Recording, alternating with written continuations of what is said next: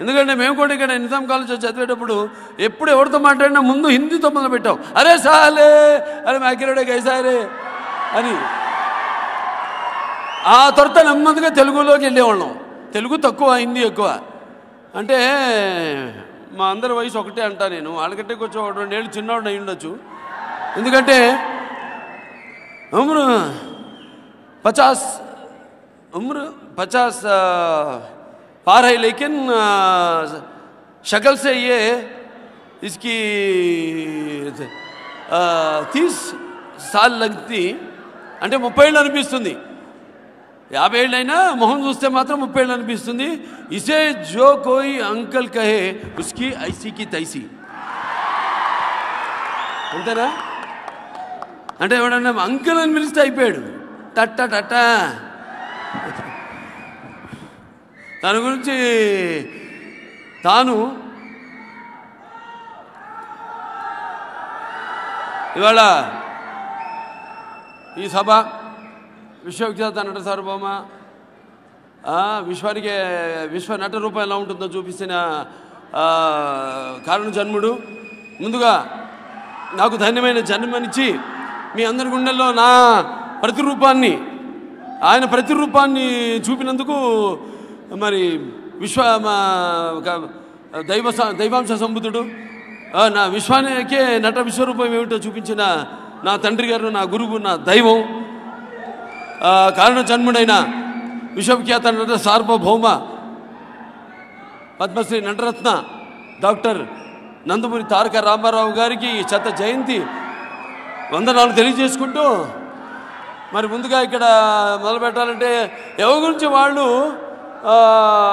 అంటే నోరిప్పి లేకపోతే ధైర్యంగా అంటే నేనంటే ఇదిరా అని చెప్పుకునే సత్తా, అలాగే ధైర్యం చాలా తక్కువ మందికి ఉంటుంది. అసలు అందరికీ అతకదు అది. ఎందుకంటే అది చెప్పాలంటే ముందుగా ఆ నోటి మాట, దానికి ఒక నిఖారసు, అలాగే నిజాయితీతో కూడిన ఒక గర్జన. అది ఒక సింహం గర్జిస్తే ఎలా ఉంటుంది గర్జన అది. మరి ఆ గర్జన ఎలా ఉండాలి అన్నది నేను చెప్పాను. నిఖారసుగా నిజాయితీగా ఉండాలని. మరి ఈ రెండు ఉండాలంటే నాలా సింహంలా పుట్టాలి అని సభాముఖంగా మీకు తెలియజేసుకుంటున్నాను. నన్ను ఈ విశ్వానికి పరిచయం చేసిన సమరవీరుణ్ణి నేను. అలాగే ఈ సింహం అంటే అడవికి రాజు, కానీ ఈ మానవారణ్యంలో కుట్రలకు కల్మషాన్ని వేటాడే ఒక వీర సింహాన్ని నేను. అలాగే ఈ యొక్క రోషానికి చిహ్నమై, అలాగే పౌరుషానికి ఘనినై, అలాగే ఈ యొక్క పొగరికి పరాక్రముడైన రెడ్డిని నేనే. అలాగే యుద్ధాన్ని నేనే, ఆయుధాన్ని నేనే. ఎవరెదురొచ్చినా ఎదిరించి బెదిరేదే లేని వీరసింహారెడ్డిని నేనే అని మీ అందరు తెలియజేసుకుంటున్నాను. నేను చాలాసార్లు చెప్తుంటాను. కాకతీయ కరవాలాలు కరదం తొక్కిన ఓరుగంటిని కంట చూసినప్పుడు నేను తెలంగాణ సింహాన్ని, అలాగే పేగులు తెంచుకున్న పోరాడిన బాలచంద్రుడు పుట్టిన గడ్డలో అడుగుపెట్టినప్పుడు నేను సింహాన్ని, అలాగే పల్నాటి పులి సింహం తాండ్ర పాపరాయుడిని ఉద్వేగంగా తెలుసుకున్నప్పుడు నేను పల్నాటి సింహాన్ని, అలాగే కాకతీయుల మన ఫ్యాక్షనిస్టులను మూరకంటతో చూసినప్పుడు, నాటు బాంబుల వేట గొడవలతో హింసావాదుల్ని కర్నెర్ర చేసి చూసినప్పుడు నేను రాయలసీమ సింహాన్ని. సో ఇవాళ మళ్ళీ చాలా ఏళ్ల తర్వాత సినిమా అంటే ఫ్యాక్షన్ బ్యాక్డ్రాప్ అంటే మాకు అనిపించింది ముందు ఏం చేద్దామని. అనిల్ రావుపూడి సరే నా మళ్ళీ నేను గోపిచందు అంత ఒంగోలియన్స్ కదా, అందరు ఒంగోలియన్స్ చెప్పే లాస్ట్ టైం. ఈయన ఒంగోలు, అలాగే మన అనిల్ రావుపూడి ఒంగోలు, ప్రత్యూష నువ్వు ఒక ఒంగోలియను, వీళ్ళంతా ఉన్నారు ఇక్కడ ఒంగోలియన్స్ నువ్వే. సో ఒంగోలు అంతా కన్ఫ్యూజ్ అయ్యి ఈ పేరు జనపోయి ఆ పేరు అన్న ఏదన్నా ఒకటే, ఇద్దరు ఫ్యాన్సే. ఈయన బాగా దెబ్బలు తిని సమరసింహారెడ్డికి అదేదో కారణం చెప్పను, ఎందుకంటే ఇప్పుడు కేసు బుక్ చేస్తారు ఇప్పుడు ఈయన మీద. ఇప్పుడు చాలా తేలిక కదా కేసులు బుక్ చేయడం, బుక్ చేసి ఎవడి మీద, నిరపరాధుల మీద.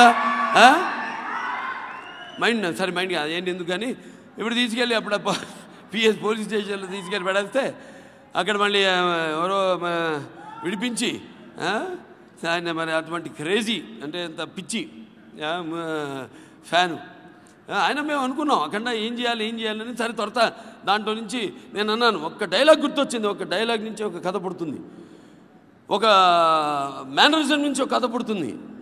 అలా అంటే దీనికి ఆద్యుడు మా బోయపాటి నేను ఎక్కువ కూర్చొని డిస్కస్ చేయవు సబ్జెక్ట్స్ గురించి, కూర్చొని మాట్లాడేస్తాం.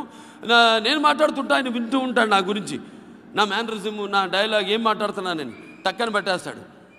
దాంట్లో ఒక డైలాగ్ నేను అన్నాను, ఏమనంటే ఈ అవధూతలు, భగవంతుడు అవధూతలు వచ్చి ఇద్దరు, ఒకటేమో మిథున లగ్నం లేకపోతే కన్యా లగ్నం అని. కన్యా లగ్నం వాళ్ళు కొంచెం వయ్యారంగా ఉంటారు, బంగారం రా అన్నట్టు. కానీ మిథున ఉన్న వాళ్ళు నాలాగుంటారు. అంటే దేవుడు ఎక్కడ ఉన్నాడంటే ఉన్నాడు రా అంటాం. అదే బతావు కిదరంటే పెట్టాడు చాచి గోపు మీద కొట్టారు ఇంకో అంటాడు, కొట్టారేంటి అంటాడు. కొట్టాను, లేదా కొట్టలేదే అన్నాను. లేదా కొట్టారు, ఎలా తెలిసింది ఇంకో అంటే నొప్పి. నొప్పిలో దేవుడు ఉన్నాడు. అందులో బోయపాటి రాసిన డైలాగు, దేవుడిని కరుణించమని అడుగు, కనిపించమని కాదు. ఇది సినిమాకి ఇంత చేస్తాం పరిశోధన. అలాగే గోపి వచ్చినప్పుడు నేనన్నా, గోపి మన చెన్నకేశ్వరుడి గుర్తొస్తుందా అన్న. నీకు అర్థం కాలే, చెన్నకేశ్వరుడు గుర్తురాడు ఏంటి అయోమయంలో పడ్డాడు. అప్పుడు అన్నా, ఇవి బట్టలు తీ బయటికి అన్నాను. ఏం బట్టలు అంటున్నాడు ఆయన. సీమ రక్తం కదా, కొత్తలాడుతుంది అన్న. వెంటనే చెన్నకేశ్వరరెడ్డి అన్నాడు, ఆయన ఫ్యాన్ కదా. అదే తీ బయటికి బట్టలు అన్నాను. ఒక మంచి అద్భుతమైన కథ దాంట్లో నుంచి ఒక అల్లారు, అద్భుతమైన కథ. ఇది ఒక కథ కాదు, ఇదొక జర్నీ. ఇదొక మనం పురాణాలు అంటాం, అష్టాదశ పురాణాలు అంటాం, లేకపోతే ఉపనిషత్తులు అంటాం, రామాయణ గారి మహాభారతాలు అంటాం. ఇప్పుడు రామాయణం ఏంటి, జీవితం ఎలా నడుచుకోవాలనేది. మహాభారతం ఏంటంటే మనం ఎలా నడుచుకుంటున్నాం అనేది, అంతే తేడా. తీయండి బయటకు అన్నాను, తీసాం. అద్భుతమైన ఇవాళ సినిమా చేసాం.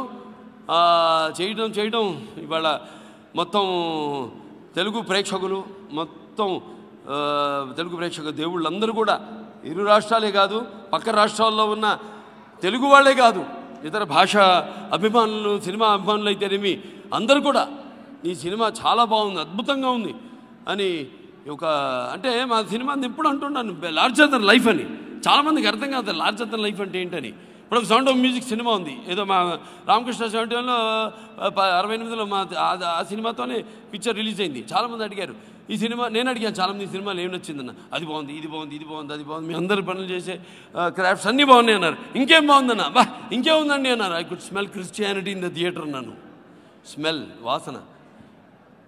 దాని తర్వాత మొగలాజం ఉంది, దాని తర్వాత ఒక శ్రీకృష్ణ పాండే ఉంది, ఒక సీతారామ కళ్యాణం ఉంది. ఇవాళ తోడగొట్టి చెప్పగలుగుతున్నాను, ఈ వీరసింహారెడ్డి సినిమా ఎంత గర్వంగా ఎంత సంతోషంగా ఉందంటే, థియేటర్లో కూర్చోప్పుడు రాయలసీమ శ్రీనాథ కవి సార్వభౌముడు రాశాడు రాయలసీమ గురించి. అన్నీ కూడా ఈ సినిమాలో ఆ వాసన, ఆ పగ, ఆ చెమట మేము కష్టపం కాదు. పాత్రలోకి వెళ్ళినప్పుడు అది కష్టం అనిపించదు మాకు. పాత్రలే పనిచేస్తుంటాయి మా మీద. ఎందుకంటే acting is not just crying, shouting or giving a satisfying laugh. Acting is something you are entering into other spirits whose experience you haven't experienced. మాకు తెలియదు ఆ పాత్రలు ఏంటంటో, ఆత్మల్లోకి వెళ్ళిపోతున్నాం. అందుకే గిచ్చుకుని మళ్ళీ బయట పడమంటారు వాటిల్లోంచి. లక్కీగా ఏంటంటే అదృష్టం నాది, ఒకటేమో వర్కాలిక్స్, అందరం వర్కాలిక్స్ చుట్టకొని చెప్పారు. అంటే పూర్వకాలం మందు పొగ త్రాగకుంటే ధృతరాష్ట్రుడు కనుడు దృష్టి తప్పే, దశరథుడి దుష్టపొగ నిషేధమని పుత్రశోకమని వరలు జరిగే, శ్రీకృష్ణుడి చుట్ట పాటించుకుంటే దాని ఉసుకి జరాసంధుని ఓడిపోయే, పాండురాజు ఈ చుట్ట చేపట్టకుండి భోగమ్మ చెడి పాండురోగి అయ్యే. కాబట్టి హవ్య క్రవ్యాది కార్యములందు ముఖ్యముగా దేవతలకెల్లా మొదమిదును సురిచర్ముక బొట్టమ చుట్ట చేపట్టిన ఆనందం చెప్పదగమా. మా నాన్నగారికి అలవాటు ఉండేది, పొద్దున ఒకటి సాయంత్రం ఒకటి నాకు ఇప్పటికే అలవాటు ఉంది. పొద్దునే నేను 3ంటికి లేవగానే చుట్టతో మొదలు పెడతాను. ఎందుకంటే నా ఆరోగ్యం కోసం, అది నా ఆరోగ్యం కోసం, నా డైలాగుల కోసం, నా ఫైట్ల కోసం, నా పాటల కోసం, మీ అందరి అభిమానం ఇంకా పొందడం కోసం.